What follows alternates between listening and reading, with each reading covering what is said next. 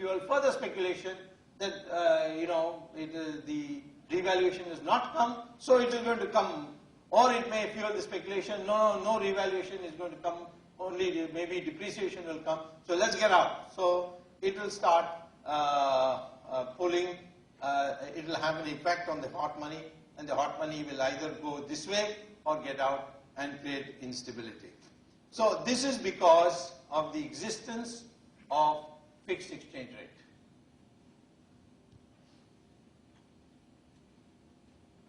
So if you have a fixed exchange rate and a capital account convertibility and a money supply which doesn't contract, I mean there's no policy to contract it, then what happens is that it encourages speculators, and that will definitely sooner or later lead to a run on foreign exchange. That's exactly what happened in Thailand. The money had gone in and they were getting huge returns, and then the American bond rate went up, so people wanted to pull out the money. The Thailand government said, no, we will not revalue.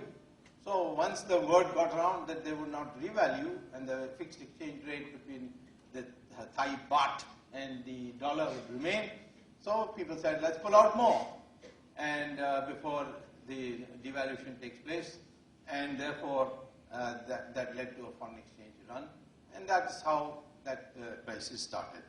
So does India have this unholy trinity? Well, I think we certainly have liberal money policies. Money supply is growing at 30% per year, 20% per year.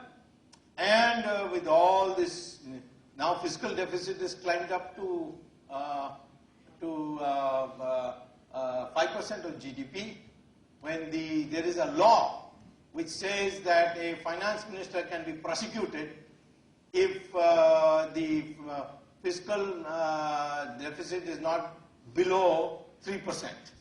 Yeah. So now if I get government next time, I know how to prosecute Mr. Chidambaram. So anyways, you have a liberal money supply, and even if it was not liberal, the Pakistani ISI will ensure that your money supply is increased by printing bogus notes, which they are doing in a big way.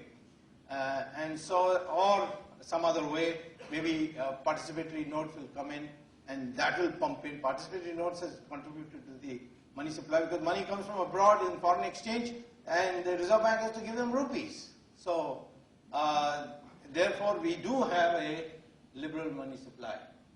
Do we have a fixed exchange rate? No. We don't have a fixed exchange rate. We have a basket of currency, and the currency therefore is flexible. This also is a contribution of Sri Narasimha Rao, which is one of the most unsung hero of Indian politics, Mr. Narasimha Rao, but he was the one who brought it in.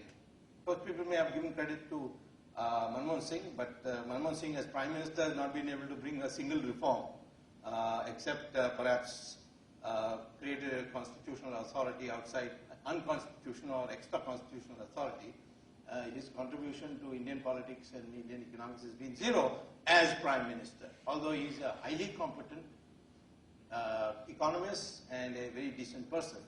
But the economic reform that we got was really due to Narasimha Rao. And I know it from first hand. I've seen him in action. So that's not so. Then what about the capital account convertibility? No, we don't have it. So 2 out of 3 we don't have. So a economic crisis, a financial crisis for India arising out of a trinity, unholy trinity, is ruled out. Case looks at China. Liberal money policy, yes, their money supply is also growing at 17-18%. Occasionally they bring it down to 13-14. I would say, if somebody were to say, what's the dividing line between liberal and conservative money supply policy, it would be about 14%. If you exceed 14%, then you have become liberal, and if you are below 14%,